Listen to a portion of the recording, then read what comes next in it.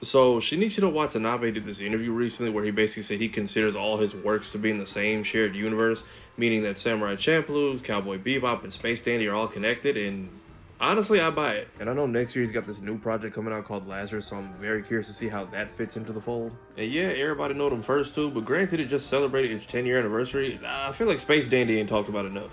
I remember watching it my freshman year in college because this was one of like the first new shows Toonami got his hands on when it first came back. Also, I think the only anime I know where the dub came out first. I can kind of see why he would say that because just like its sibling shows, Space Dandy has this kind of style and standout energy that really makes it unique. If I did have to make a comparison though, think of shows like Tenchi Muyo GXP, only more self-aware and knowing who their audience is. And because that was a super niche reference, think of Bounty Hunter Johnny Bravo in space. Like, I kid you not, these are the first words of the show. Boobies, boobies, boobies. And according to Crunchyroll, I just had to change my settings to allow myself to even watch that. And you know this is a Watanabe product because that theme song is hitting.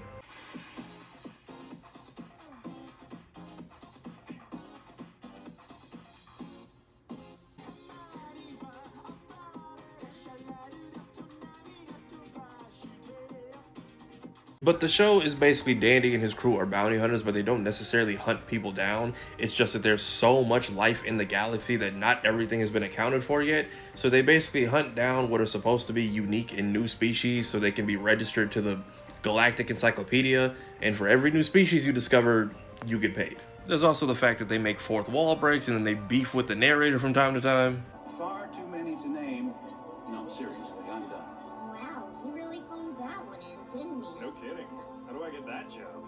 Focus! We can't waste any more time breaking the fourth wall. If we don't get to work hunting aliens, the story's never gonna go anywhere and our viewers will stop watching. And just like Samurai Champloo and Bebop, there's a whole lot of silliness, there's a whole lot of action, but then there's also like this super serious subplot happening in the background, slowly making its way to the forefront. You know, a lot of other series right now are ending, or getting ready to wrap up their seasons, or going on break, or taking a hiatus.